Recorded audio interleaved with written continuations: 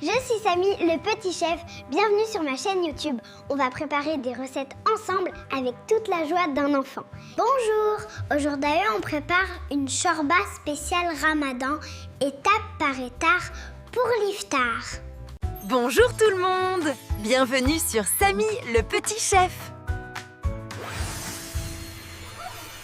La shorba, c'est une soupe au blé vert ou au vermicelle, légère mais bien nourrissante.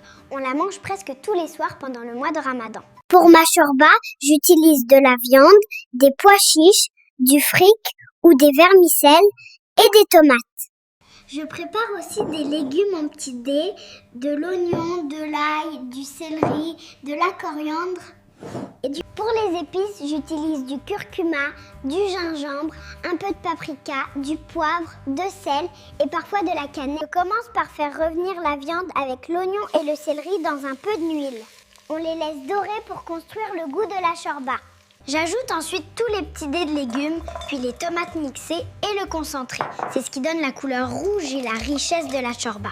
Je mets les épices, la coriandre et le persil, puis j'ajoute assez de eau pour couvrir.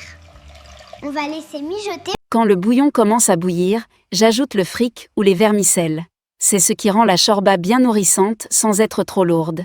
Je mélange bien pour que le fric ne colle pas au fond, puis je laisse cuire jusqu'à ce qu'il soit tendre et que la shorba épaississe un peu.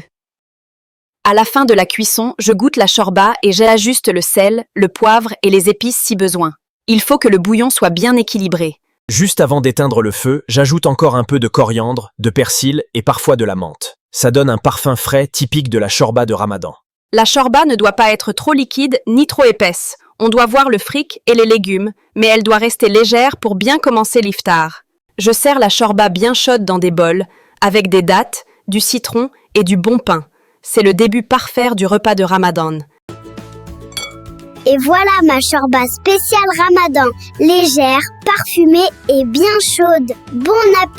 Et n'oubliez pas de vous abonner à ma chaîne et lâcher un j'aime. Partagez la vidéo et laissez-moi un commentaire pour me dire ce que vous en pensez. Vous pouvez aussi me proposer une nouvelle recette que vous voudriez que je fasse la prochaine fois.